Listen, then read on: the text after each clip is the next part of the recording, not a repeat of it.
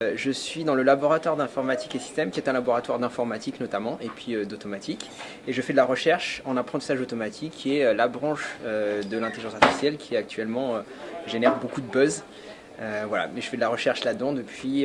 ma thèse, donc, que j'ai finie en 2003 à Paris. La première chose qui m'a plu et qui m'a fait venir là-dedans, c'est qu'il y a un caractère un petit peu magique à ça, c'est-à-dire qu'on donne des données à un algorithme, à un ordinateur qui ne sait pas faire grand-chose, et puis il y a un processus qui se passe, un petit peu magique, donc il y a l'algorithme qui tourne, et après ça, on a un système qui est capable de faire des tâches très complexes. Voilà, donc ça c'est le côté romantique, et après, une fois que ça l'est moins, on regarde les choses qui sont plus mathématiques et techniques, et là-dedans aussi, il y a beaucoup de challenges, il y a beaucoup de questions assez intéressantes, et voilà, il y a aussi le défi intellectuel qui est assez sympathique. Actuellement, on parle d'intelligence artificielle un petit peu partout,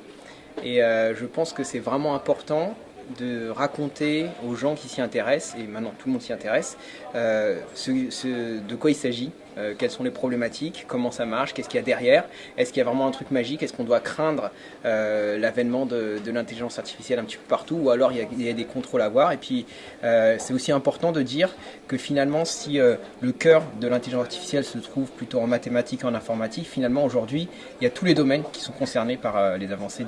de la discipline.